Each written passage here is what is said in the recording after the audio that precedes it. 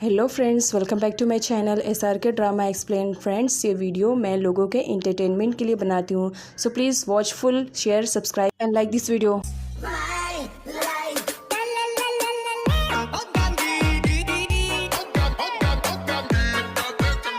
Part की starting पोंग से होती है। पोंग बेली को बहुत ज़्यादा लाइक करता है, इसी वजह से वो बेली को किसी और लड़की के साथ बिल्कुल भी बर्दाश्त नहीं कर सकता, चाहे वो मार्क ही क्यों ना हो। बेली यहाँ पर एक्सप्लेन करती है कि वो मार्क से रेसिपी सीखने के लिए जाती है। उसकी स्माइल देख करके पोंग का गुस्सा शांत हो जाता है। अगली सीन में दिखाया जाता है मार्क को, जो बेली का दिया हुआ लेटर पढ़ रहा होता है और उसके फेस पे बड़ी सी स्माइल भी थी जब उस वक्त लेटर पढ़ रहा था। नेक्स्ट सीन में पोंग को दिखाया जाता है, जो अपनी सिस्टर डा को बता देता है कि वो बेली को बहुत ज़्यादा लाइक करता है, वो उसे प्यार करता है। वो ऐसा क्या करे जिसकी वजह से बेली उसे इम्प्रेस हो जाए और वो उसे प्रपोज भी करना चाह रहा है। इसमें दा उसकी हेल्प करने से मना करती है, लेकिन बाद में फोर्स करने की वजह से दा रेडी हो जाती है और अगली सीन में वो सबसे पहले अपने ब्रदर पोंग का लुक चेंज करती है। वो उसे डैशिंग लुक देती है और सच में इस लुक में पोंग को ज़्यादा ही हैंडसम लग रहा था। दा को अपनी आंखों पे बिलीव नहीं होता है कि वही उसका नकारा और निठल्ला भाई है जो आज कितना अच्छा दिख रहा है। वो उसकी बड़ी तारीफ़ें करती है। पोंग वहाँ से जाता है तो उसकी नज़र एक नेकलेस पे पड़ती है, जिसे देख करके वो उस नेकलेस को बेली के लिए ले लेता है। अगले सीन में दिखाया जाता है दा और पोंग पूरी प्रिपरेशन कर चुके थे कि बस बेली आए, उसका भाई पोंग उसे प्रपोज करे। अब यहाँ पर दिखाया जाता है बेली आती है, पोंग कुछ ज़्यादा एक्साइटेड हो जाता है। वो हर चीज़ को प्रॉपर तरीके से रख रहा होता है, सब कुछ परफेक्ट तो है ना। मैं बहुत ज़्यादा, मेरी हार्ट बीट पता नहीं क्यों तेज़ हो रही है। एक्साइटमेंट के चक्कर में एक बार फिर से पोंग टकरा जाता है यंगमी से। यंगमी उसे साइको बोलती वहाँ से जाने लगती है। एयर बलून उन दोनों के ऊपर गिर जाता है, जिसकी वजह से दोनों ही बहुत बुरी तरीके फंस जाते हैं और निकालने के चक्कर में उन दोनों की अनफॉर्चुनेटली किस हो जाती है, जिसकी वजह से यंगमी अब पोंग पर गुस्सा कर रही होती है और उसे अंदर ही अंदर खूब हिट कर रही होती है। एयर बलून से बाहर निकलने के बाद पोंग उस नेकलेस को बेली के सामने शो करता है और बताता है कि वो उसके लिए गिफ्ट लेकर आया है, प्लीज़ वो उसे एक्सेप्ट कर ले।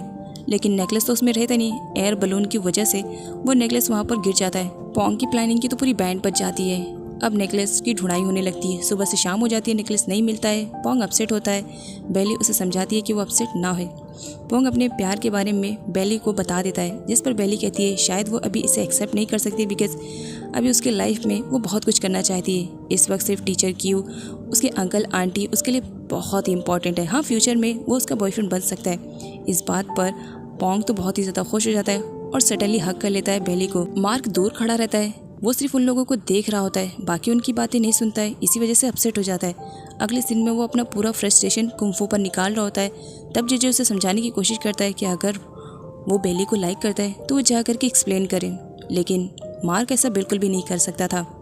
आगे दिखाया जाता है बेली एक बार फिर से मार्क के किचन में रहती है, क्योंकि मार्क ने प्रॉमिस किया था कि वो बेली को वो सारी डिशेस सिखाएगा जो कि वो जानता है। तो यहाँ पर वो सारी डिशेस सीखने के लिए आई थी। अगले सीन में दिखाया जाता है यहाँ पर यंगमी के पीछे कुछ गुंडे पड़ जाते हैं जो उसकी फ्रेंड और उसे हिट करने वाले रहते हैं, लेकिन सही टाइम पर वहाँ पर मार्क की एंट्री हो जाती है, जो सेफली यंगमी को वहाँ से बाहर लेकर आ जाता है और साथ ही वो उन गुंडों की अच्छी खासी पिटाई कर देता है। रात काफ़ी हो चुकी थी, बेली घर वापस जा रही थी। रास्ते में क्रिट मिल जाता है। क्रिट बेली को आगे जाने से रोक देता है और उसे इन्विटेशन कार्ड शो करता है कि ये तुम्हारे लिए बहुत ही ज़्यादा अच्छा है। अगर तुम चाहती हो कि तुम 9 से मिलो तो इसके लिए तुम्हें उस इवेंट में आना पड़ेगा। उस इवेंट में सिर्फ VIP पर्सन आ सकते हैं, लेकिन फिर भी मैं तुम्हें अलाउ कर रहा हूँ। और सॉरी, पास्ट की गलती के लिए मैं तुमसे माफ़ी मांगना चाह रहा हूँ, लेकिन हाँ, अगर इतना याद रखना, तुम्हें 9 से मिलना है और जानना है कि 9 कौन है, तो मिस मत करना। नेक्स्ट सीन में दिखाया जाता है यंगमी को जब मॉर्निंग में होश आता है तो फ़ौरन वॉशरूम में सडनली चली जाती है। वॉशरूम में वहाँ पर मार्क को देख करके नहाते हुए वो ज़ोर से चिल्ला पड़ती है, तुम यहाँ पर क्या कर रहे हो। अब यहाँ पर मार्क को दिखाया जाता है वो यंगमी और खुद के बीच में इस तरह से सिचुएशन रखता है कि यंगमी को लग रहा था कि उन दोनों ने कल रात नाइट को स्पेंड किया है। मार्क ये सब जानबूझकर कर रहा था, बिकॉज किसी भी कंडीशन में वो यंगमी को शादी के लिए रेडी करना चाह रहा था, जो कि यंगमी बिल्कुल भी रेडी होने के लिए तैयार ही नहीं थी। वो उसे कहती है तुम्हें जो करना है कर लो, इतना याद रखना मैं किसी भी कंडीशन में तुमसे शादी नहीं करूँगी। इन्विटेशन कार्ड के बारे में अंकल आंट को जो मालूम पड़ता है तो वो कॉल करते हैं 9 के पास। वो 9 से जब बात कर रहे थे तो पीछे से बेली सब कुछ सुन लेती है और उसे यहाँ पर सब कुछ पता चल जाता है कि किस तरह अंकल आंट ने मुझे अडॉप्ट किया, वो भी सिर्फ और सिर्फ नाई नोई के कहने की वजह से। वो उन पर नाराज़ हो जाती है कि वो लोग नाई नोई के लिए काम कर रहे हैं और जानते हुए भी उन्होंने नाई नोई के बारे में कुछ भी नहीं बताया। अंकल आंट यहाँ पर उसे बताते हैं कि वो दोनों सच में उससे प्यार करते हैं, इसी वजह से तो उसे अडॉप्ट किया। बेली को रियलाइज़ होता है कि अंकल आंट सच में उससे प्यार करते हैं, उन्होंने कभी ऐसा काम नहीं किया जिसकी वजह से बेली हर्ट होए। बेली उन दोनों को माफ़ कर देती है। आगे वो नाई नोई के बारे में पूछने लगती है कि वो कैसा दिखता है। अंकल पेन का बहाना बना देते हैं और कहते हैं कि हम जब भी नाई नोई से मिले उसके फेस पे मार्क्स था, इसी वजह से हम नहीं पहचान सके। दा के माइंड में अब नाई नोई के लिए हज़ारों क्वेश्चन थे, इसी वजह से वो इवेंट में चली जाती है नाई नोई से मिलने के लिए, जहाँ पर क्रीट अपने गार्ड को भेजता है उसे रिसीव करने के लिए। वो उसका वेट कर रहा होता है और उसके आने पर स्माइल करता है, जिस पर बेली साफ कह देती है कि वो सिर्फ नाई नोई के लिए आई है। आगे यंगमी के डैड यंगमी को उस इवेंट में ज़बरदस्ती लेकर आए हुए थे क्योंकि आज उन दोनों की एंगेजमेंट का जो अनाउंसमेंट करना था, लेकिन यंगमी को इस बारे में बिल्कुल भी आइडिया नहीं था। आगे दिखाया जाता है क्रीड के अकॉर्डिंग यहाँ पर बेली को ड्रेस भी दिया जाता है, वो ड्रेस वेयर कर लेती है। उससे मिलने के लिए वहाँ पर पोंग आता है। पोंग कहता है मुझे तुम्हारी बहुत ज़्यादा फिक्र हो रही थी, अंकल आंट ने बताया, तो बस इसी वजह से तुम्हें सपोर्ट करने के लिए चला आया। और वैसे भी इस क्रीड नाम के बंदे पर मैं बिल्कुल भी ट्रस्ट नहीं कर सकता हूँ, ये एक नंबर का धोखेबाज है। क्रीड को बिल्कुल भी पसंद नहीं आता है कि पोंग इस टोन में उससे बात करे। वो उसे वहाँ से जाने के लिए कह देता है। पोंग के मना करने पर वो अपने गार्ड को ऑर्डर देता है और पोंग को ज़बरदस्ती उस इवेंट से बाहर निकाल देता है, ये कहते हुए कि VIP पर्सन का इवेंट है, इसमें मैंने बेली को इन्वाइट किया है, तुम्हें नहीं। उस वक्त बेली को काफ़ी बुरा भी लगता है। अगले सीन में यंगमी को दिखाया जाता है जो मार्क से कहती है शादी करने के लिए ये सब कर रही हो ना, बिल्कुल भी शादी नहीं करूँगी। जिस पर मार्क उसे ब्लैकमेल करता है कि कल रात तुम्हारी क्लिप छोटी सी बनाई गई है, अगर तुम शादी नहीं करोगी तो याद रखना वो क्लिप इंटरनेट पे पोस्ट कर दूंगा। यंगमी उसे साइको बोलती है और वहाँ से चली जाती है। इसके बारे में जब डैड को मालूम पड़ता है कि यंगमी यहाँ से चली गई है तो गुस्सा करने लगते हैं कि मेरी बेटी से भी तुम्हारी शादी हुई नहीं और अभी से तुम दोनों के बीच में फाइटिंग स्टार्ट हो गई। तभी वहाँ पर यंगमी की एंट्री हो जाती है और अचानक से ही यंगमी का माइंड चेंज हो चुका था। वो अपने डैड के सामने ऐसा प्रेजेंट करने लगती है मानो वो सच में मार्क को लाइक करती है और उसी से ही शादी करेगी।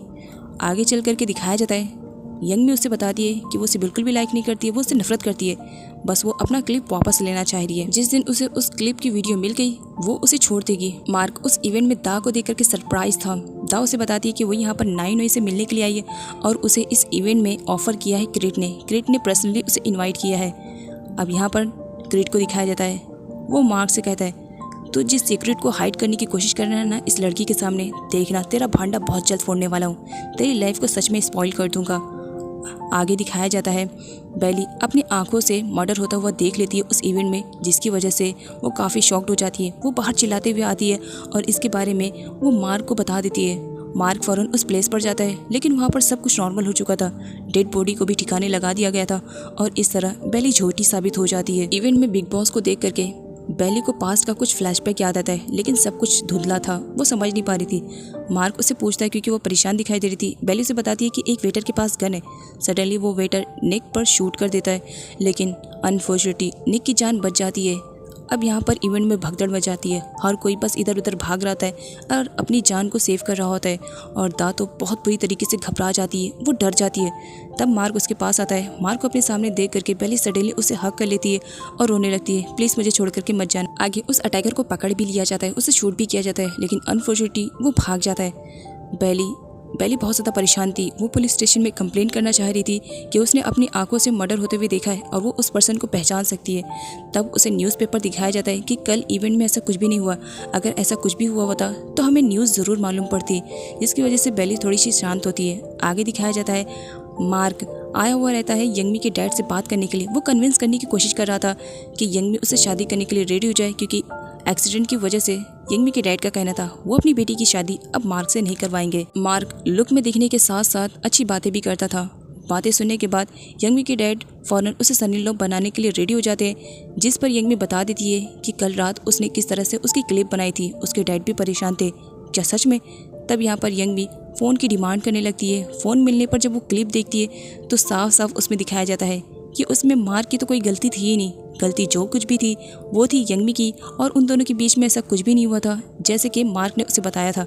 अब जब वो खुद वीडियो देखती है तो उसकी हिम्मत नहीं होती है कि वो अपने डैड को शो करे। डैड मांगने लगते हैं क्या है वीडियो में, दिखाओ मुझे।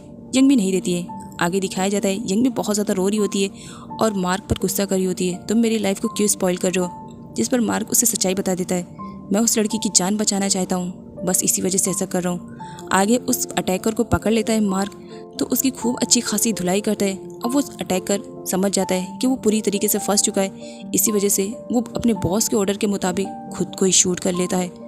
आगे दिखाया जाता है निक को देखने के बाद बेली को कुछ अजीब सा लग रहा था। इसी वजह से वो इंटरनेट पे अब निक के बारे में पूरी इन्फॉर्मेशन ढूंढ रही होती है, उसके बैकग्राउंड के बारे में भी। मार्क को ऐसा लग रहा था कि उसके डैड पर शूट किसी और ने नहीं बल्कि टर्न नहीं करवाया है। टर्न ने ही उस सर्वेंट को हायर किया था, जिसकी वजह से उसने उसके डैड पर शूट किया। इसी वजह से वो उसे सच्चाई गुलवाना चाह रहा था। तभी वहाँ पर क्रिट की भी एंट्री हो जाती है। क्रिट को जब पूरी सिचुएशन के बारे में पता चलता है तो वो जेजे को ही शूट कर देता है, जिसकी वजह से मार्क बहुत ज़्यादा अपसेट हो जाता है, क्योंकि जेजे मार्क का ही तो गार्ड था। क्रिट का कहना था कि जेजे ही सब कुछ इवेंट का संभाल रहा था, तो उससे इतनी बड़ी गलती कैसे हो सकती है। इसी वजह से मैंने उसकी गलती का रियलाइज़ करवाया और क्रिट जानबूझ करके मार्क के हाथों में गन देता है कि वो टर्न को शूट करे, जो कि बिल्कुल भी मार्क ऐसा नहीं करना चाहता था। तब वहाँ पर टर्न की बेटी पहुँच जाती है, जिसे देख करके मार्क को उसका फ्लैशबैक याद आता है कि किसी टाइम में वो उसकी टीचर रह चुकी है। वो उसे शूट नहीं करता है बल्कि उल्टा क्रिट को ही वार्न कर देता है कि वो ऐसी हरकत ना करे और सीधा जेजे के पास जाता है। जेजे को वो हॉस्पिटल में एडमिट करता है। साथ ही वो क्रिट की तरफ से जेजे को सॉरी भी बोलता है। अगली सीन में मार्क को दिखाया जाता है, वो बेली पर नज़र रखे हुआ था। वो बेली के बारे में सब कुछ जानना चाह रहा था। अचानक से बेली गायब हो जाती है, तो वो जा करके देखने लगता है बेली ठीक तो है ना। पीछे से बेली आती है और चिल्ला करके उसे डरा देती है, जिसकी वजह से वो दोनों गिर जाते हैं। तब यहाँ पर बेली मार्क से पूछने लगती है, तुम मुझे फॉलो क्यों कर रहे हो? ऐसा लग रहा है कि तुम मेरी जासूसी कर रहे हो, बताओ ऐसा क्यों कर रहे हो? जिस पर मार्क बताता है वो ऐसा बिल्कुल भी नहीं कर रहा है, उसे गलतफहमी हुई है। दोनों एक साथ काफ़ी अच्छे टाइम को भी स्पेंड करते हैं।